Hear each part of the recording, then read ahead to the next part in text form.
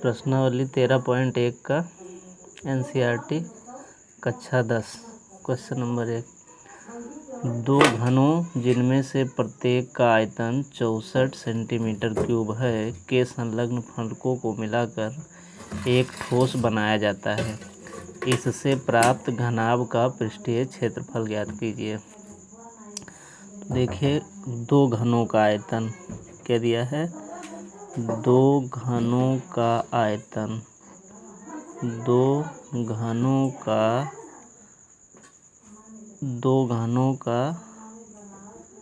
जिनमें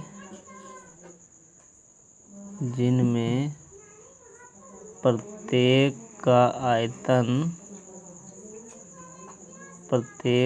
आयतन बराबर 64 सेंटीमीटर क्यूब है।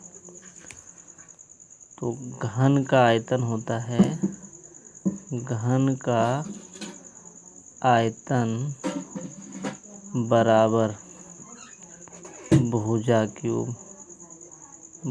का क्यूब है।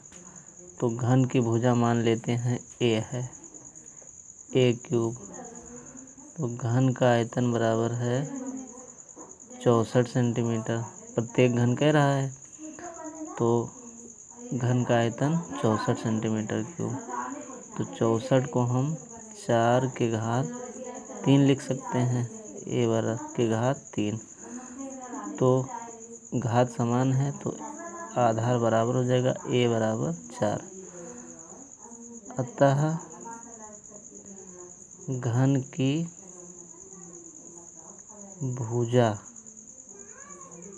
a बराबर 4 सेंटीमीटर। अब देखिए, प्रत्येक दो घनों को जोड़ करके एक ठोस बनाया जाता है। तो दो घन को जोड़ करके एक ठोस बनाया जाता है। तो दो घन को जोड़ करके एक ठोस बनाया जाता है। दो घन को जोड़ करके एक ठोस, ये आपका घन हो गया। दो घन जोड़ दिए गए, इसमें क्या कर दिया गया, घन को जोड़ दिया गया। दो घनों को जोड़ दिया गया तो ये घनाभ बन गया। तो घन की भुजा ये 4 सेंटीमीटर है, और ये 4 और ये 4, ये टोटल लंबाई हो गया 8 सेंटीमीटर हो गया। और लंबाई 4, लंबाई 8 हो गया, चौड़ाई 4, तो ऊंचाई भी 4 सेंटीमीटर होगा। अतः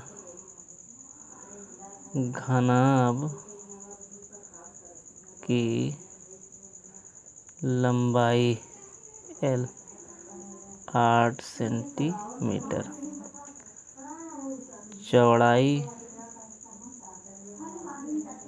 B 4 सेंटीमीटर, और ऊंचाई H ये भी 4 सेंटीमीटर। अतः घनाभ का क्षेत्रफल बराबर 2 लंबाई गुणे चौड़ाई,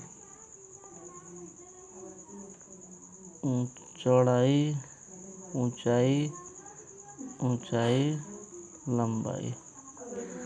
देखिए, 2 L का मान है 8, B का मान है चौड़ाई का 4, B चौड़ाई 4, ऊंचाई 4, लंबाई 8। सरल कर लेते हैं। 2 8 चौक 32, 4 चौक 16, 4 8 32। इसको जोड़ लेते हैं। 2 32, 32 64, और 6 70, 10 80, 80 दूना 160, सेंटीमीटर स्क्वायर, अतः घनाभ का पृष्ठीय क्षेत्रफल 160 सेंटीमीटर स्क्वायर है।